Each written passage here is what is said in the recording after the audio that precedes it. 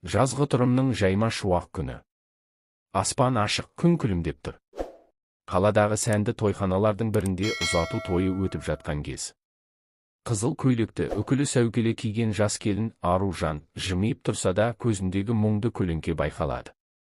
Бұл жаңа өмірдің баспалдағы, бірақ жүрегіндегі белгісіздікпен қобалжу толастар емес.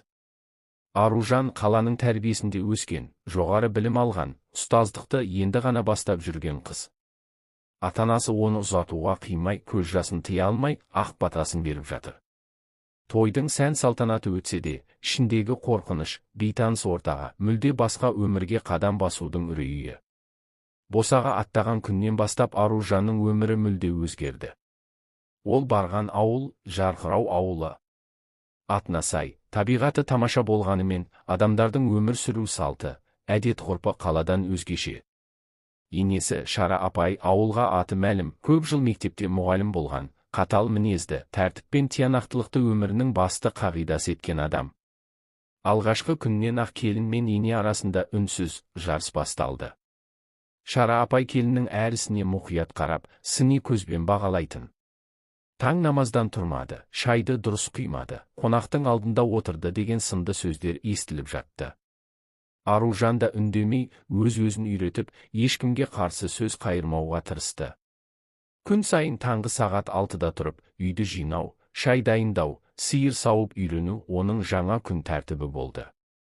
Қолына алғаш рет шелекті ұстап, қораға кірген күні Шара апай сырттай қарап, мынау ауылдың тірлігіне шыдай ма екен деп тістеніп тұрып, бұрылып кеткен. Бірақ Аружан қайтпады. Білмесе де сұрап жүріп бәрін үйренді. Кейде түнде жылап алатын. Телефон арқылы анасымен сөйлескенде бәрі жақсы деп айта салатын. Келін болған қыз жыламаса келін болмайды деген енесінің сөзін іштей қайталап, өзіне демеу ететін. Күндер сырғып өтіп жатты. Бірде ауылға үлкен тойға қонақтар келді. Үйге ағайын туыс толып, қазан көтерілді.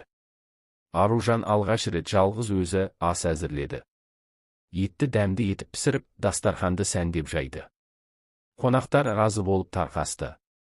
Бірақ Шара апайдың аузынан мақтау шықпады. Тек кешке енесінің қайнағасына, жаман емес, істі тыңғылықты істейді екен дегенін естіп қалғанда жүрегі езіліп, көзінен жас шықты. Бір күні Шара апай ауырып қалды. Аружан жұмысын тастап, жанында отыра бастады. Дәрісін уақытылы беріп, сорпа жасап, киімін ауыстырып, күтімін үзбей жалғастырды. Ол енесінің әр ыңғайын түсініп, артық сөз айтпай, тек мейірімен қарады. Шара апай алғашында жақтырмаған кейіп танытса да, іштей ризалық білдіре бастады. Айналасы бір аптада ене мен келін арасындағы үнсіздік орнын түсіністікке бере бастады. Шара апай бір кеште, өзінен бұрын дастарханға шай құйып отырған келініне қарап, сенің орның төр емес, жүрегімнің төрі екен ғой, қарағым деді жай ғана. Аружан енесінің жанарына қарап, алғаш рет жылы көзқарасты көрді. Сол сәтте ол шыдамның, сабырдың, үндемей жүріп істегеннің шын бағасын ұққандай болды. Бірақ бұл тек бастамасы еді.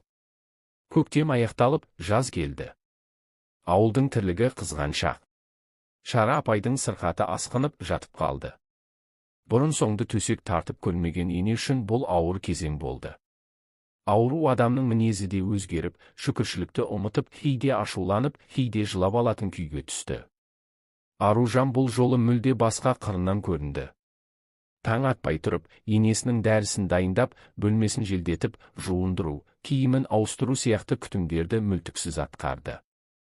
Үй тірлігі мен бақша жұмысы қатар жүріп жатқан шақта, екі адамның күшіне татитын еңбекті жалғыз өзі атқарды.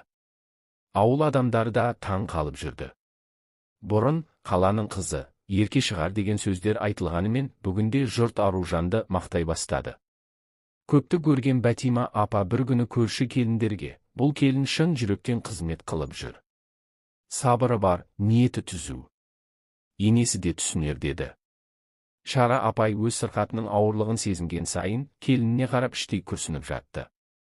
Күндердің бір күні енесі қатты ауырып, жедел жәрдем шақыруға тура келді. Ауруханада біраз уақыт жатып емделіп шықты. Сол кезеңде Аружан күн сайын ауруханаға қатынап, дәрі-дәрмегін жеткізіп, жағдайын бақылауда ұстады. Сол уақытта көрші ауылдан келген бір келіншек Шара апайдың туысы Раушан, Аружан жайлы түрлі өсек таратып жүрді. Қатты жақындасып алып, енді үйді иемденіп жүр екен деген сөздер ауыл арасында гу ете қалды. Бұл өсек Шара апайдың құлағына да жетті.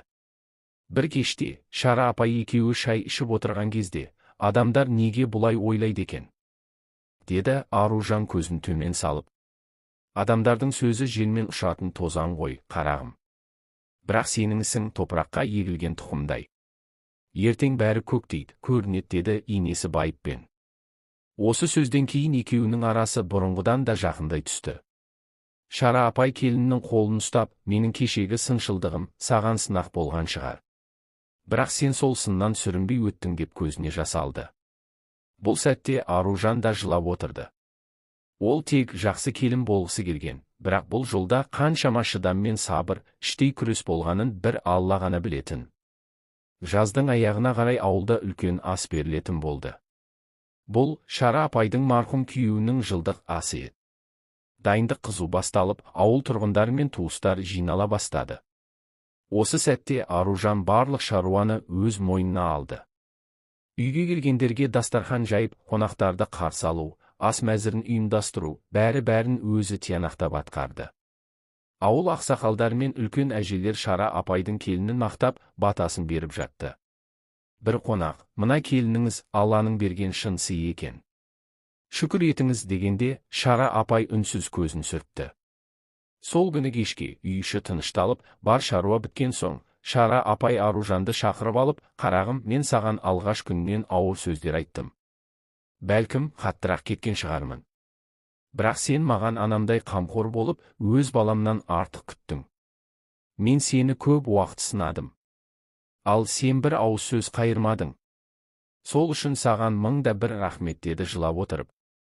Аружан енесінің қолын ұстады. Апа, мен сіздің әр сөзіңізден тәрбие көрдім. Әр сыныңыз маған сабырды үйретті. Сіз маған ене емес, екінші ана болдыңыз, деді. Сол түні екеуі көпке дейін сырласып отырды. Аружан енесінің бұрынғы өмірі, мұғалім кезіндегі қиындықтары, бала күнгі армандары туралы тыңдап, одан сайын құрметі артты. Уақыт өте келе, бұл ене мен келін ауылға үлгі болды. Жастарға да, үлкендерге де бірлік пен түсіністіктің қандай болуы керектігін көрсетті. Аружан ұстаздыққа қайта оралып, ауыл мектебінде қызмет атқара бастады. Ал Шара апай болса келінін бүкіл ауылға мақтан тұтты. Бір күні ауылдық кеңесте сөз сөйлегенде, менің өмірлік ең үлкен бақытым адал келінім. Қызың болса Аружандай болсын, келінің болса Аружандай болсын деп ел алдында тебірене сөйледі. Сол сөздер Аружанның жүрегіне алтын әріппен жазылды. Бұл оның өмірлік жеңісі, сабыр мен мейірімнің шынайы марапаты еді.